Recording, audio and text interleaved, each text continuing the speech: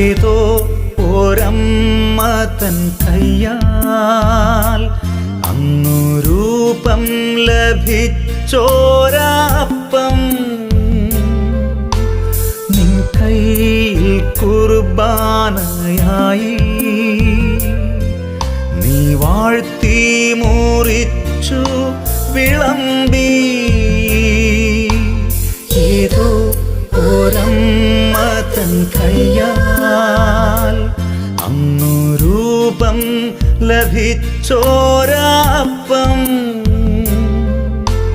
നിൻ കയ്യിൽ കുർബാനയായി